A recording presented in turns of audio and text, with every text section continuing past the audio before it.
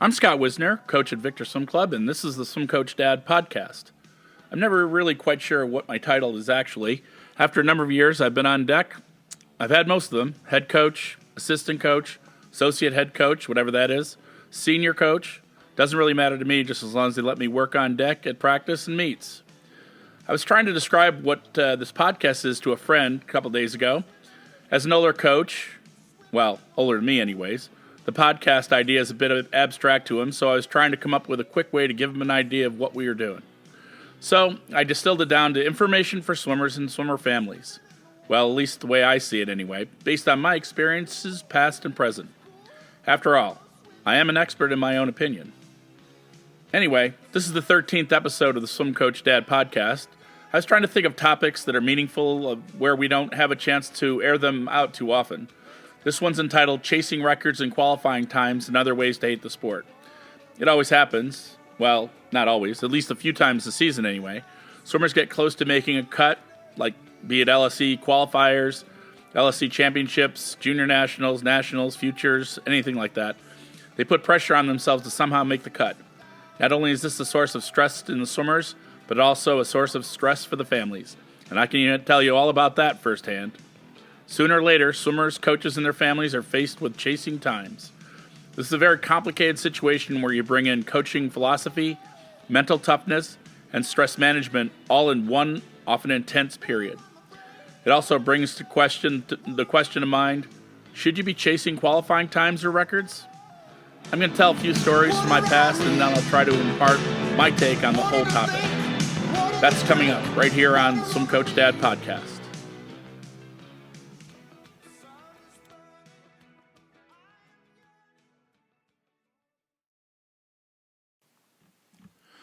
We had a swimmer once who was very talented, but often did things that impeded him making his goals. Oh, he was plenty successful, but he could have been an Olympic trials qualifier had he not played basketball all afternoon one day. We didn't find that out until we were at Speedo sectionals. As this was an Olympic year, we went to the long course meet in Buffalo. The first time he swam the 100 breast, he was closer to the Olympic trials cut than any of us even expected. In the finals, he was even closer, being 3/10 from the cut. So it was on, the chase to make the cut. A couple of time trials later, a 200 breast final where he tried to make the cut going for it in the first 100, and it was over. It was exhausting for all of us. He was closer a couple of times, and by the end, he was more than a second off on the last swim. That's one of those short, intense chases to make the cut. We got off relatively easy that time, since it was only a chase for a long weekend. For another swimmer, it was a longer process. For him, the chase started with a great swim at LSE championships when he was 15. That's how it does happen, really. A good swim just close enough to the junior national cut to put the thought in his head of what he could be and not yet close enough to make it easy at that point. Fortunately, since it was in a distance event, swimming time trials wasn't really all that practical. He chased the junior cut for another year, with the intensity of the chase getting stronger and stronger as the season went on.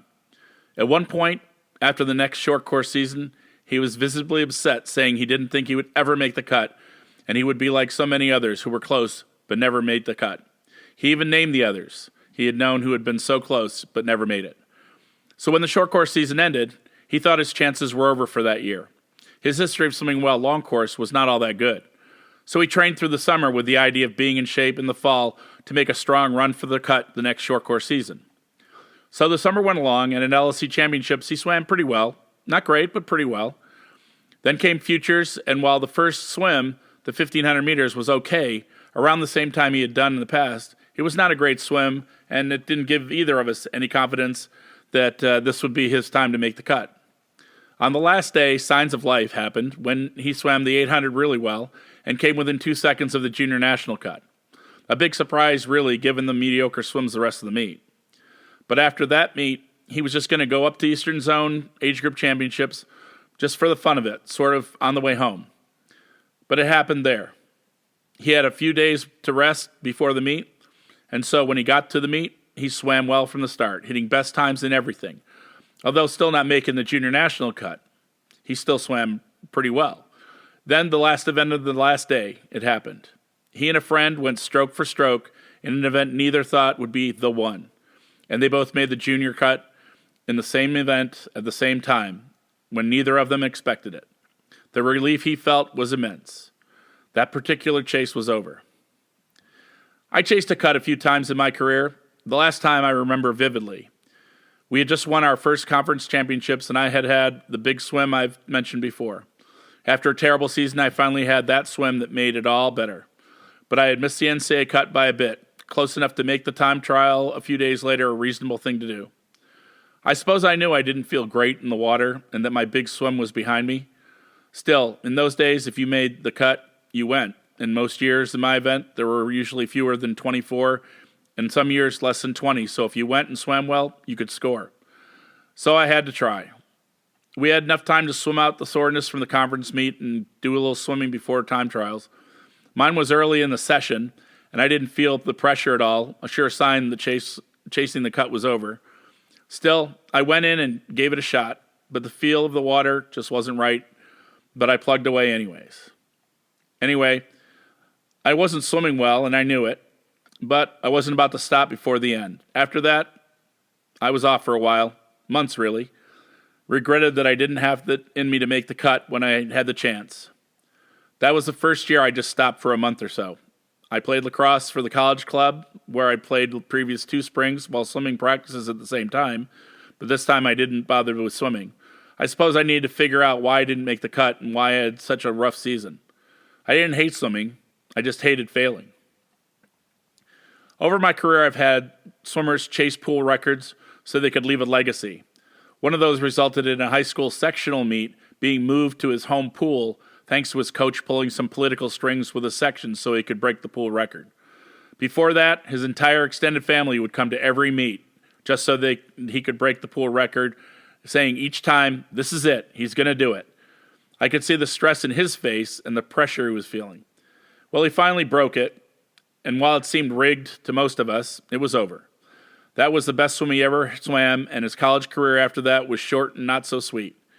Maybe it was the chase of that record that made him less ambitious or less inclined to put himself in a position like that again. Maybe it made him hate the sport. A coach friend of ours, Jerry, says openly that he doesn't let his swimmers chase cuts with time trials or going outside of the season plan to make a cut. I certainly don't remember any of his swimmers ever swimming 4 or 5 swims at one meet to make a cut like our swimmer did. I don't think he's wrong with that.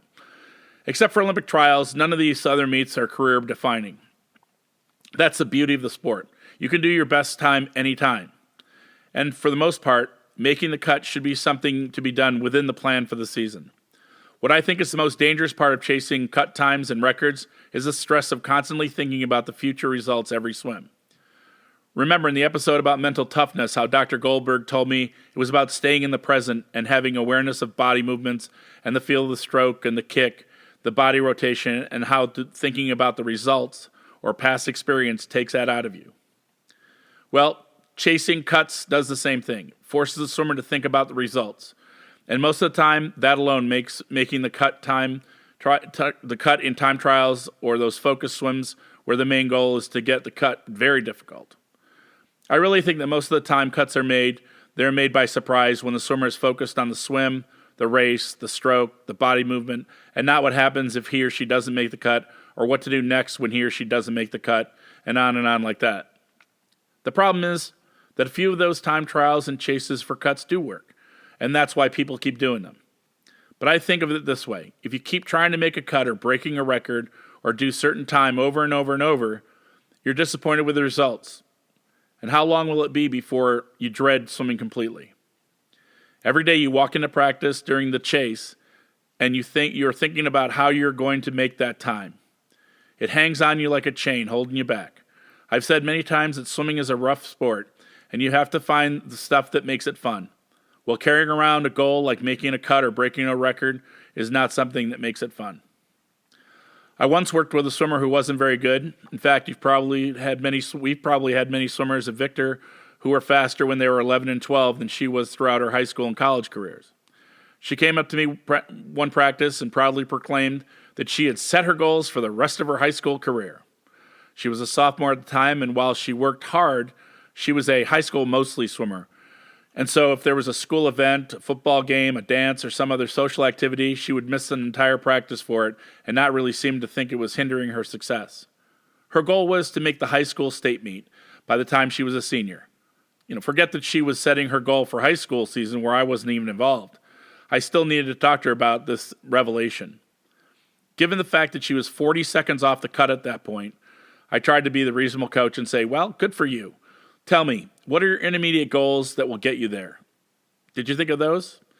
She replied, nope, I don't need to. I'm a very goal-driven person, and that's my goal. I just shrugged my shoulders and said, okay, and let her get into the pool for practice, but I knew she was done before she started. For the next 2 years, she carried those expectations to every meet, but didn't bother to bring them to practice to motivate her to do the work there. In the end, she was still 20 seconds off the cut and bitterly disappointed, believing she had done everything in her power to make the cut. But I knew she hadn't. She and her parents believed she was the victim of some kind of unfairness in the sport that denied her reaching her goal. She had set a goal for herself that was so unrealistic, and it kept in her head for 2 years, inching closer, but never making those long strides to make the goal. I had checked her attendance for her mother at some point when her mother was ranting at me because I couldn't make her daughter swim fast enough to make her goal because she was, according to her mother, always at practice. When I checked my attendance, I showed her mother that the swimmer had made roughly 60% of the practices, less than 2/3 of them, accounting mostly for those Friday practices missed because of a football or basketball game at school and others from other reasons. Those kind of unrealistic goals make it easy to end up hating the sport. So here we are with a bunch of stories, and now I have to piece this together into a philosophy that has to do with chasing cuts and records and how to avoid making that something that causes swimmers to hate the sport. Well, my feeling about goals is complicated. I do believe in them, but I believe in putting these things in order, not to make it about a time result, but making it more about what's going to get you to the goal. First, setting goals for strokes, training, body weight, if that's appropriate, and it is a thing. We're not supposed to talk about it, but it is a thing, and what technical things need to be worked on.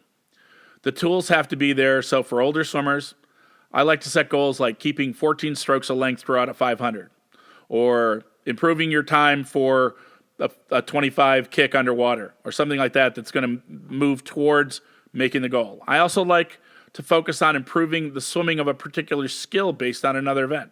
I've told several that to make the cut or goal in an event, they need to work on another event. So if they want to improve their 200 free time, they need to work on their 50 free to develop the speed.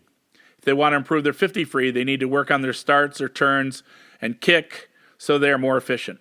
These goals or challenges, as I like to call them, are to be brought out only for practices. Any of that stuff with times, cuts, records, and results is to be put in the sock drawer and kept out of mind at meets. I once argued with a parent who was rewarding his daughter with a new video game for every meet she had a best time in. Of course, when you're 10, those best times come pretty often. But I noticed the more video games she was given as a reward, the less into swimming she was, and the more into her video game she became.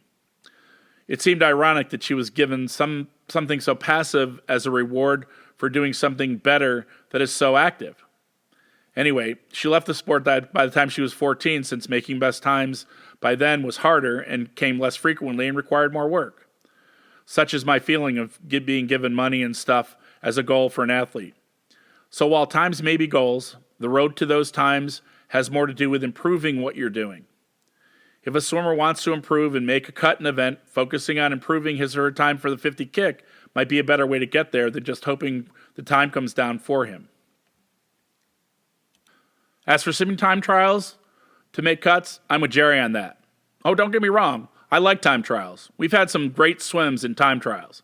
But when you're chasing cuts, I don't think that's the best way to do it. If we're at a meet and the swimmer is still in the moment, I might say, okay, let's see what we can do here. But in my experience with chasing cuts is that focus becomes making the cut, and quite often the cuts are made when least expected, as I said. We do let our kids chase cuts, but we have to work with them to put it in perspective. Do the best you can, and if you make it, great. If not, go back to work and make sure next season we crush the cut. I don't like making special trips to meet to chase a cut unless it's the one defining cut in swimming, Olympic trials. Since that is frequently something attainable by few once a career, you do have to go for that one. All others, well, they're just times and not something that defines someone or his or her career. I guess somewhere in here I'm going to have to talk about cuts. So why have cuts? Well, there has to be a way to limit those meets in terms of numbers. Can you imagine if junior nationals, every swimmer 18 and under could swim at it? It would take 2 weeks just to get through the 50 free heats. So championship meets and some invitational meets have cuts. The key for me is, as a coach, is not to make the cut our focus, but instead a byproduct of the training and work we do in practice. I try to get swimmers to look ahead to the times in the next age group, or a step beyond where they are, so the focus is on those things that will require the swimmer to be better swimmers than they imagine they can be at the time. Nature is a wonderful thing, especially when you're 12, and what happens for many between 12 and 14 is amazing, thanks to Mother Nature.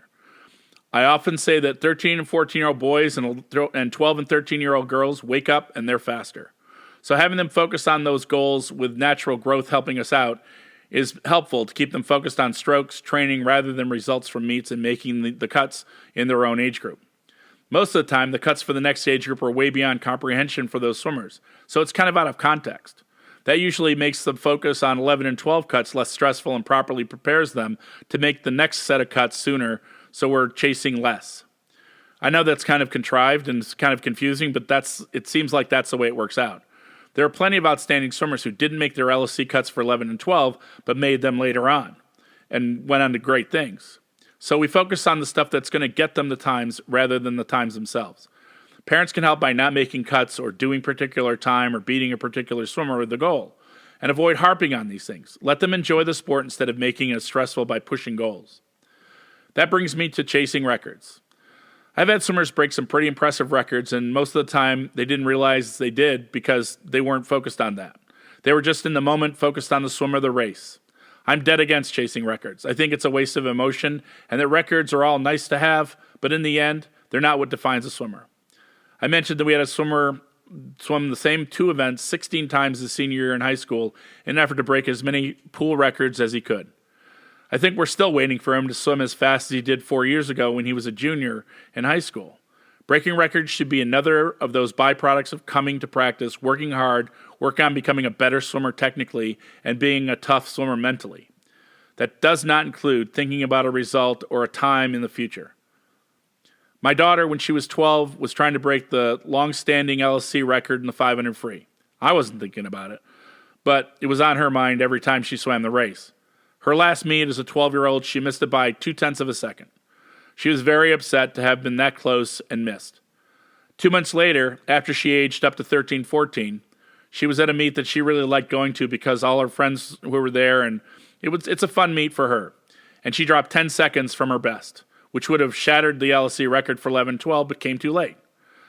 That happened because she wasn't focused on the result, and since her last meet as a 12-year-old, her focus went back to training and enjoying the sport.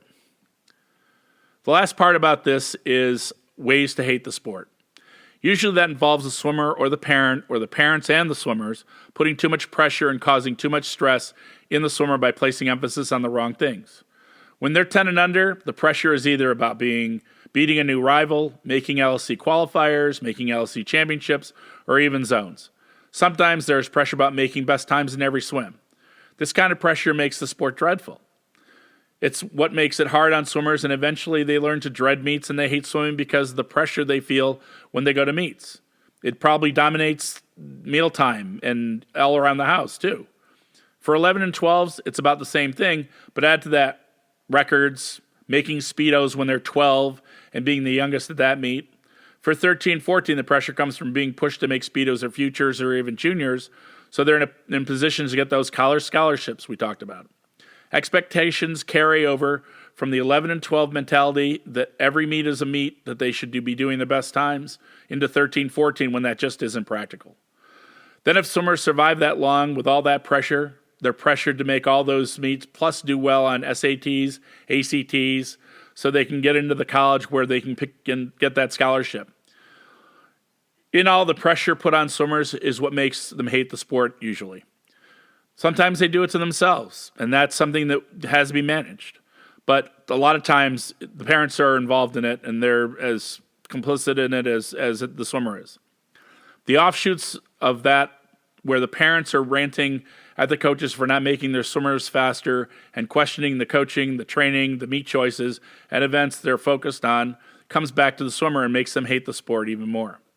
Swimmers who succeed and enjoy the sport the most are the ones who are allowed to keep it all in perspective and where the stress is limited. Chasing records and cuts adds to the stress and makes the weight of the performance unbearable in many cases. Success comes from a lot of forms. Improvement from being more efficient as a swimmer, a better swimmer, is where the time improvements come, not from putting pressure on to make certain times. In fact, that's the least practical way. Putting pressure on themselves and pushing on pressure on the parents putting pressure on them so that they can make cuts. I mean, that isn't practical. That doesn't do anything for them. The reason the swimmer is successful is because they have good strokes. They work hard at every practice. They come to practices every day. At least the ones we have, and do the work on improving their weaknesses, including strokes, turns, starts, race strategy, and they're willing to open their minds to improve mentally by becoming more resilient mentally. Swimming can be fun. The focus just has to be on swimming and not the cuts, times, and records. Thank you for listening. I know this was something of a rambler, but hopefully the points came through. Check the Swim Coach Dad podcast out next time when we'll be talking about commitment in a podcast called What Are You Willing to Do? Until then, go out, find some water, and get swimming.